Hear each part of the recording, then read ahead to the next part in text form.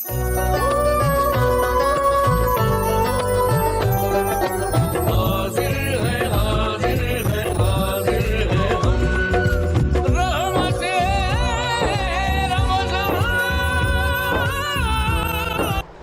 السلام علیکم رحمۃ اللہ وبرکاتہ۔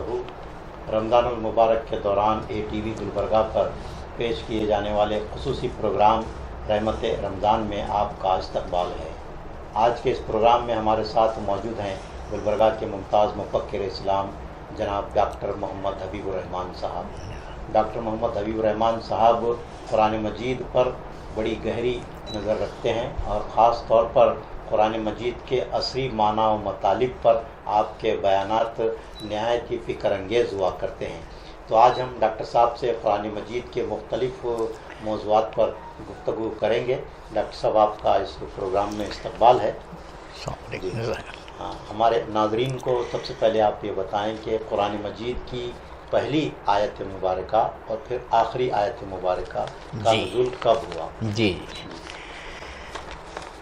تھوڑی سی میں اس میں چاہوں گا کہ اصلاح ہو۔ جی جی پہلی آیت کے بجائے پہلی وحی ہم کہہ لیں اور آخری آیت اس طرح سے۔ پہلی وحی کب نازل ہوئی؟ پہلی وحی دیکھیے حضور صلی اللہ علیہ وسلم کی عمر مبارک جب 40 برس کی ہوئی تو آپ غار حرا میں جا کر کے فکر اور ذکر میں رہتے، تو اس وقت یعنی جو رمضان آیا 40ویں برس کی عمر میں، رمضان میں آپ پر پہلی وحی نازل ہوئی، جس کا ذکر قرآن کے اندر سورہ اقرا میں آیا ہے۔ کہا کہ اقرا باسم ربک الذی خلق خلق الانسان من علق اقرا وربک الاکرم الذی علم بالقلم علم الانسان ما لم یعلم۔ یہ 5 آیتیں پہلی وحی کی شکل میں غار حرا میں نازل ہوئی ہے، جو یعنی یوں سمجھیے کہ قرآن کا آغاز ہے۔ جی تو آخری آیت حجۃ الوداع کے موقع پر جو 10 ہجری میں ہوا، حضور صلی اللہ علیہ وسلم نے کیا، تو اس میں میدان عرفات میں آخری آیت نازل ہوئی سورہ مائدہ کی۔ الیوم اکملت لکم دینکم واتممت علیکم نعمتی ورضیت لکم الاسلام دینا۔ یہ آیت میدان عرفات میں حضور کے حج کے موقع پر، جو آپ کا نبوت کے بعد یوں کہیے مدینہ آنے کے بعد پہلا حج بھی تھا اور آخری حج بھی تھا، اس میں دین کے مکمل ہونے کی بات کہی گئی۔ بے شک تو قرآن مجید جو ہے یہ کتنی مدت میں نازل ہوا؟ جیسے کہ آغاز اسلام۔ ہاں جی بالکل بے شک۔ قرآن مجید کو یعنی قمری حساب سے تقریباً 23 برس لگے ہیں قرآن مجید مکمل ہونے کے لیے۔ تو ان 23 برسوں میں حضرت جبریل علیہ السلام کتنی مرتبہ وحی لے کر کے پاس آئیے؟ دیکھیے بڑا دلچسپ، ہاں صحیح عزیز اللہ صاحب، بڑی دلچسپ بات بھی ہے یہ۔ دیکھیے وحی کوئی پوری صورت کی شکل میں کبھی کبھی نازل ہوئی ہیں، ایک ہی وحی جو ہے پوری صورت نازل ہوئی ہو۔ اکثر جو قرآن مجید میں صورتیں ہیں ان میں کی کچھ آیات کبھی نازل ہوئی، کچھ آیات کبھی نازل ہوئی، تو اس طرح یہ نہیں، چونکہ وہ قرآن مجید کی 114 صورتیں ہیں، جس میں چھوٹی سی چھوٹی صورت جو ہے 3 آیتوں پر مشتمل ہے اور بڑی سے بڑی صورت 40 رکوعات پر مشتمل ہے۔ تو اس اعتبار سے کئی موقعوں پر حضرت جبرائیل علیہ السلام حضور پر وحی لے کر آئے، 114 سے زائد سمجھیے۔ اب یہ تو کہنا بڑا مشکل ہے کہ کتنی دفعہ آئے ہوں گے۔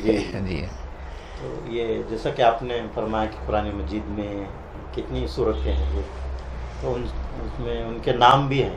جی ہاں، نام بھی۔ کس طرح ان کے نام طے کیے گئے یا پہلے سے ہی وحی میں بتایا گیا تھا کہ صورتوں کے نام یہ ہوں گے؟ نام بھی اللہ تعالیٰ کی طرف سے ہی وحی کیے گئے ہیں، اور اس کے مطابق اللہ کے رسول نے صورتوں کے نام دیے ہیں۔ یہ کسی کی وضع کردہ نہیں ہے، بلکہ رسول اللہ صلی اللہ علیہ وسلم نے بإذن الہی یہ نام دیے ہیں۔ تو اب یہ اتنی ساری صورتیں ہیں، تو تمام جیسا کہ آپ نے کہا کہ وہی مکمل صورت کی شکل میں نازل نہیں ہوئی، جی چند آیتیں. ہاں جی ہاں جی تو پھر یہ صورتوں کی ترتیب وہ کس طرح ہوئی؟ جی بے شک. جی اصل بات یہ ہے کہ مکی دور ہے. جی مکی دور میں جو صورتیں نازل ہوئیں 86 صورتیں ہیں، جی اس میں بعض صورتیں مکمل بھی نازل ہوئی ہیں. اور یہ دور جو مکی دور رہا ہے، جی اس میں اللہ کے رسول صلی اللہ علیہ وسلم نے یعنی کوئی لکھنے پڑھنے کا انتظام تو نہیں تھا جی کہ اس کو لکھا دیا جاتا. جو بھی صورتیں تھیں یاد جی ذہن میں رہیں، اور اللہ نے خود وعدہ کیا ہے کہ ہم آپ کو صورتیں یاد دلا دیں گے کہ آپ بھولیں گے نہیں. جی بعد میں مدینہ آنے کے بعد جی صحابہ کرام کی بہت بڑی تعداد، یعنی تقریباً صحابہ کرام مدینہ آ گئے تو یہاں پر باضابطہ لکھنے کا اہتمام ہوا. اللہ کے رسول نے اپنے سیکریٹری کا یہ لکھنے کے لیے جی مقرر کیے، کاتب جن کو کہتے ہیں، کاتبان وحی. جی تو اللہ کے رسول نے لکھایا ہے. جی تو وہ سب مدینے کے اندر ہوا ہے، قرآن کی ترتیب مدینے میں. تو یہ جو ترتیب ہے، مکے میں کچھ مدینے میں کچھ، یہ ترتیب بھی اثر نو ہر سال حضرت جبرائیل مدینے میں ہر سال آتے اور جتنا قرآن نازل ہوا ہے ایک ترتیب سے سناتے تھے، اور حضور اسی ترتیب سے یاد کرتے تھے.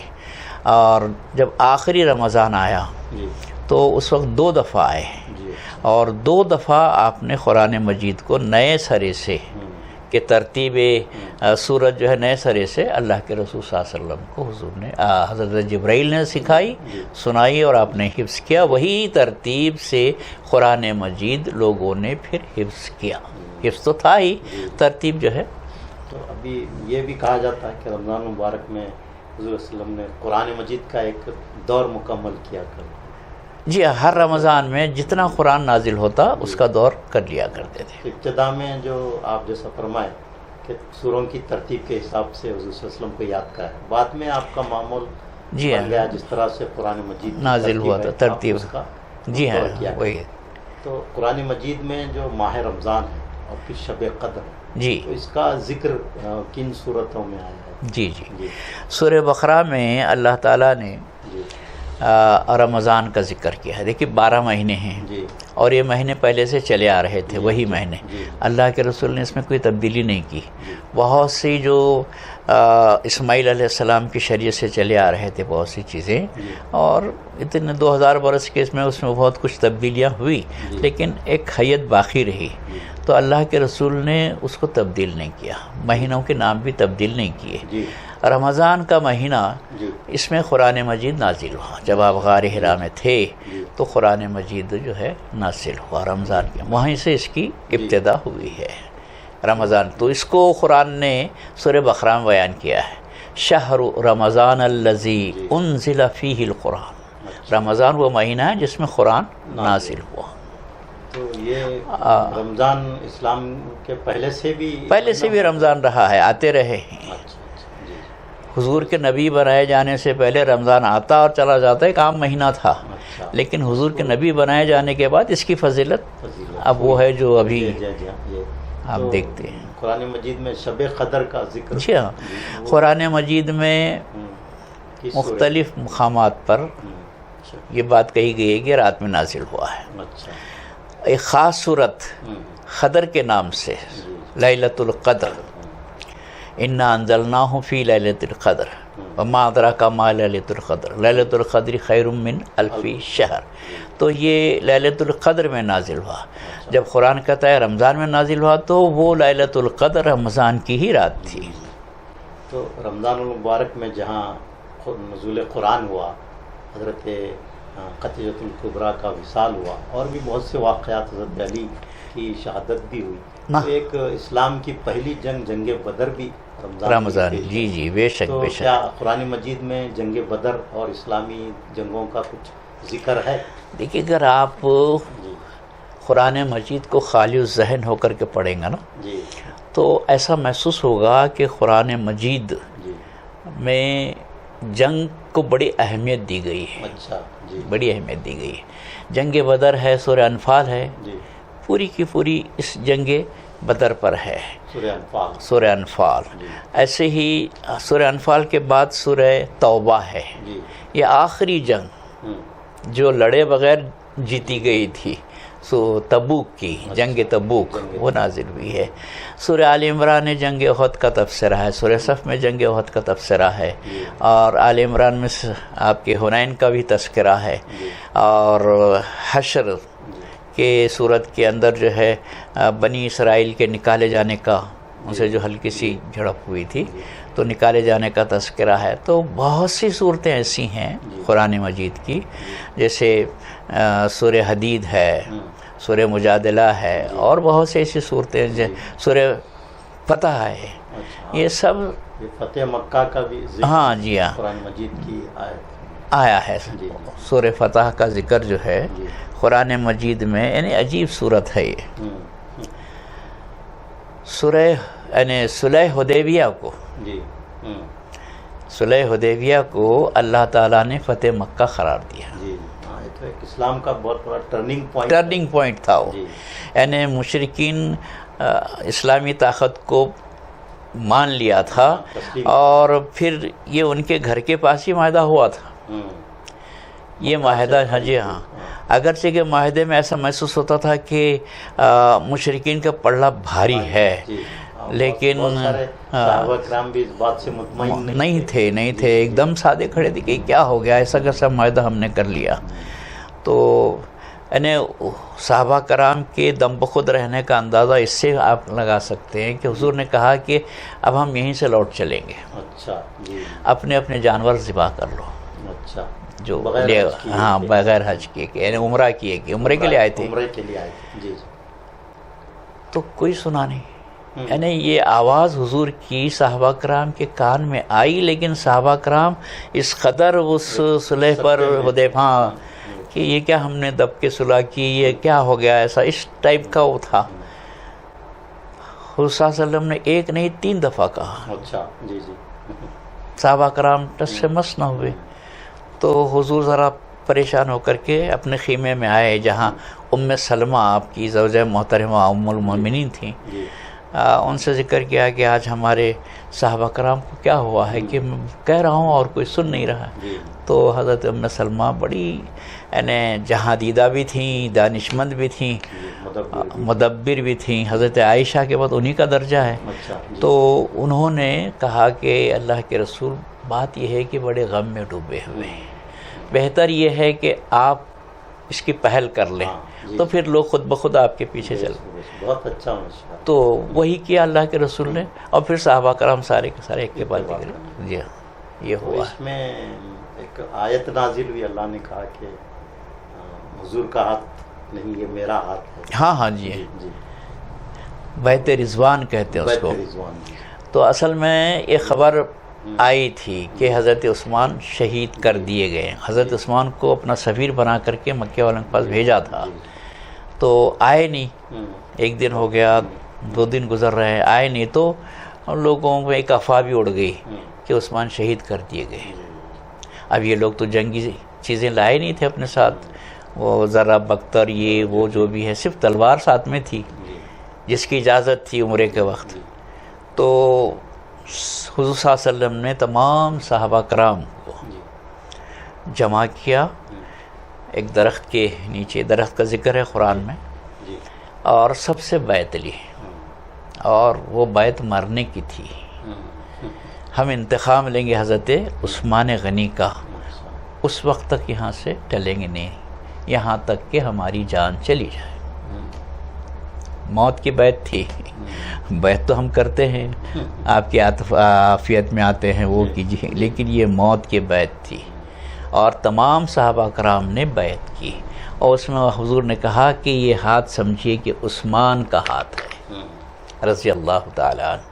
تو اس طرح یہ بیعت ہوئی جس کو قرآن نے سورہ فتح میں ذکر کیا ہے، اچھا، کہ وہ بیعت کی تھی۔ یہ بہت اہم پہلو ہے جی ہاں، کہ اسلام میں تو اس طرح کا کوئی انتقامی جذبے کا کوئی تصور نہیں، لیکن یہاں اس طرح کی بیعت ہو رہی ہے. جی ہاں، وہ اصل وجہ وہ تھی وہ نا جی کہ انتقام لینا نہیں تھا، جی مقصد اس کے لیے آئے نہیں تھے. جی اچانک یہ بات آ گئی کہ ایک واقعہ پیش آیا. حضور کے ایک سفیر کو، اور سفیر کو کوئی قتل نہیں کرتا تھا، جی جی ہاں، جب بھی نہیں کرتے تھے اور آج بھی ویسی حال ہے. یہ سفارتی تقاضوں کے تحت اللہ کے رسول نے اگر یہاں سے ایسے ہی لوٹ جاتے تو بہت بڑی یعنی کمزوری ثابت ہوتی، ہاں.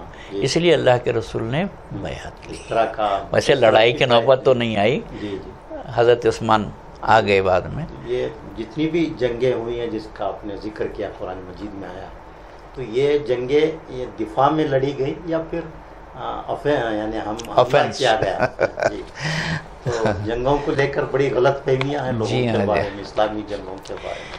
اس کو سمجھنے کے لیے جی کہ دفاع میں لڑی گئیں یا دفاع کرنے کے لیے لڑی گئیں، یہ بہت تو اس کو دین اسلام کو سمجھیے گا پہلے. اچھا. جی یہ دین جو ہے کچھ عبادات اور ایمانیات اور عبادات ہی کا یا کچھ اخلاقی تعلیمات کا ہی دین نہیں ہے، جس کو مذہب کہتے ہیں آج کی اصطلاحات میں.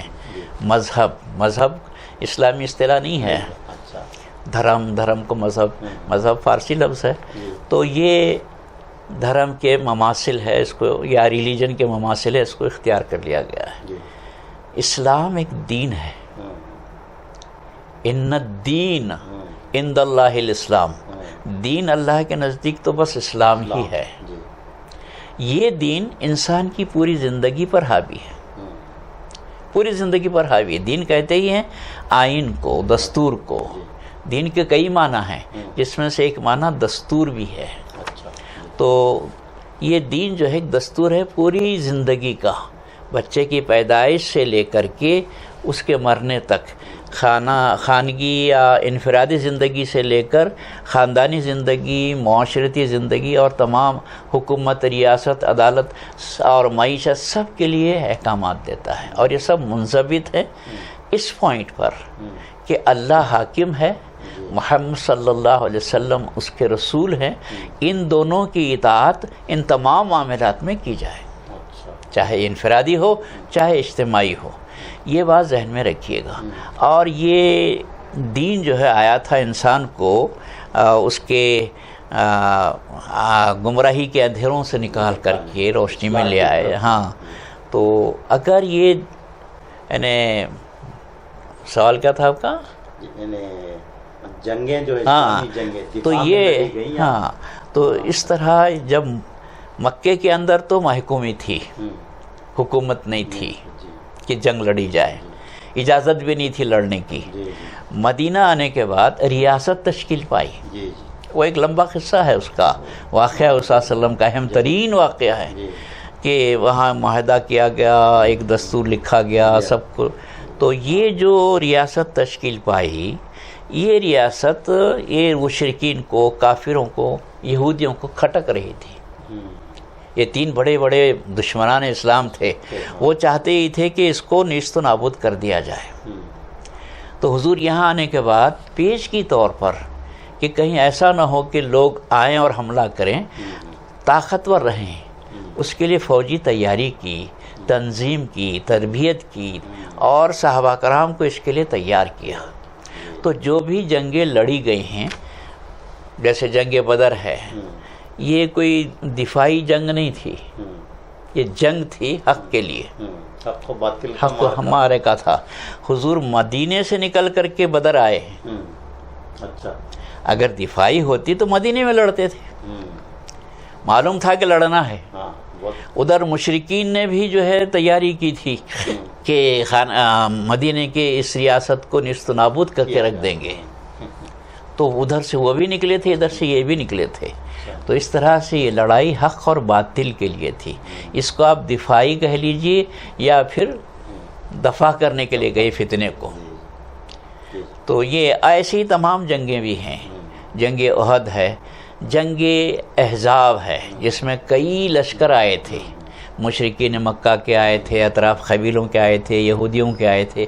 12,000 سے زیادہ کا لشکر تھا جو مدینے پر چڑھ دوڑا تھا. لیکن وہ حضور کی حکمت عملی اور اس سے جو ہے وہ بہرحال وہاں وہ شکست ہو گئی، بھاگ گئے وہ لوگ، اللہ کی مدد بھی آئی۔ تو اس کے بعد پھر حضور نے کہا کہ اب دشمن آپ کے اوپر چڑھائی نہیں کرے گا، اچھا، آپ کو اس کے پاس جانا پڑے گا۔ تو فتح مکہ ہے، فتح مکہ آپ کو سنا دوں کہ یہ حضور صلی اللہ علیہ وسلم نے صحابہ کرام کو لے کر کے اس قدر تیزی سے مکے کی طرف گئے اور اس طرح کا انتظام کیا کہ مکہ جانے کی خبر مکے والوں کو نہ پہنچے۔ اچھا، بہت سخت احتیاط برتی تھی، اور مکہ پہنچ گئے اور مکہ فتح ہو گیا۔ جانے کے بعد مکے کے اطراف میں صحابہ کرام کو مختلف خیموں میں کھڑا کر دیا اور ان کے چولہے باہر جلوائے۔ تو رات میں دیکھے تو ایسا معلوم ہو رہا تھا کہ ایک عظیم لشکر آیا ہوا ہے، ایک ہیبت چھا گئی، اور لڑے بھڑے بغیر فتح مکہ فتح ہو گیا۔ تو اب آپ بتائیے یہ دفاعی تھا یا کیا تھا؟ تو لوگوں میں جو مشہور ہے نا، دفاع بھی کیا ہے اور ضرورت پڑنے پر آفینس بھی کیا ہے، جیسے جنگ معطا ہے یا جنگ تبوک ہے۔ حضور نے محسوس کیا کہ دشمن آ رہا ہے تو اس کو آنے سے پہلے جا کر کے روک دیا۔ یہ اقدام بھی رہا، اقدامی، ہاں جس کو کہتے ہیں اقدامی جو ہے، اقدام بھی رہا ہے، اس کا انکار نہیں کیا جا سکتا۔ تو ناظرین، یہاں ہم ایک مختصر سے وقفے کے لیے رکیں گے، وقفے کے بعد ڈاکٹر حبیب الرحمان صاحب سے ہماری گفتگو جاری۔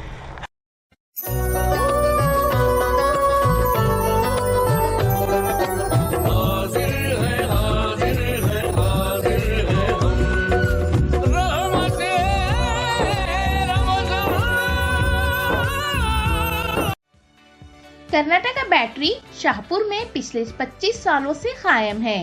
کرناٹکا بیٹری کی مختلف برانچز گلبرگہ اور یادگیر میں بھی موجود ہیں۔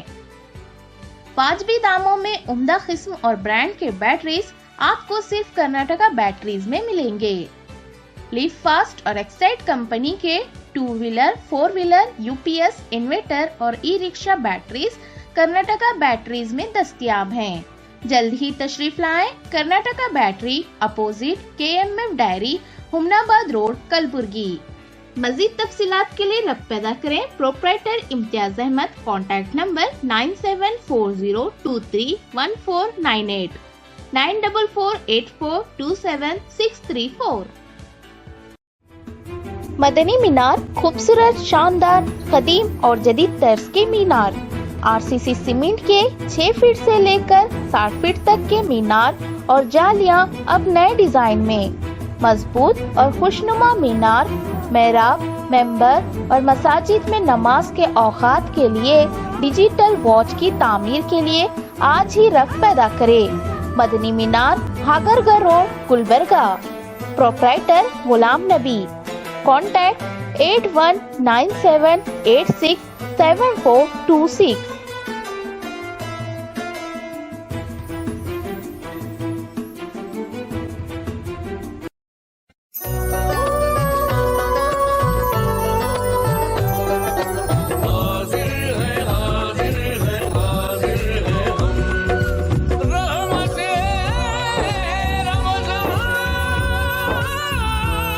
نعت شریف کے چند اشعار پیش کر رہا ہوں، سماعت فرمائیں۔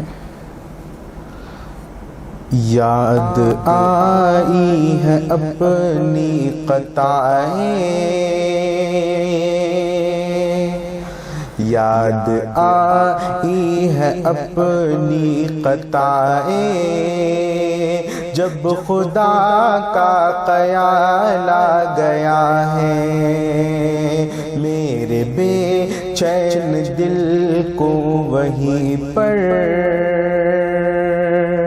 میرے بے چین دل کو وہیں پر مصطفیٰ کا خیال آ گیا ہے، میرے بے چین دل کو وہیں پر مصطفیٰ کا خیال آ گیا ہے۔ یوں تو مریم بھی ہے، ہاجرہ بھی، نیک خاتون ہے آسیہ بھی، یوں تو مریم بھی ہے ہاجرہ بھی، نیک خاتون ہے آسیہ بھی، بات جب آ گئی ہے حیا کی، بات جب آ گئی ہے حیا کی، فاطمہ کا خیال آ گیا ہے، فاطمہ کا خیال آ گیا ہے، یاد آئی ہے اپنی خطائیں جب خدا کا خیال آ گیا ہے، میرے بے چین دل کو وہیں پر مصطفیٰ کا خیال آ گیا ہے، ظلم کا جبر کا سلسلہ تھا، ایک طرف صبر کا سلسلہ تھا، ظلم کا جبر کا سلسلہ تھا، ایک طرف صبر کا سلسلہ تھا، بات جب حق و باطل کی آئی، بات جب حق و باطل کی آئی، کربلا کا خیال آ گیا ہے، کربلا کا خیال آ گیا ہے، یاد آئی ہے اپنی خطائیں جب خدا کا خیال آ گیا ہے، میرے بے چین دل کو وہیں پر مصطفیٰ کا خیال آ گیا ہے۔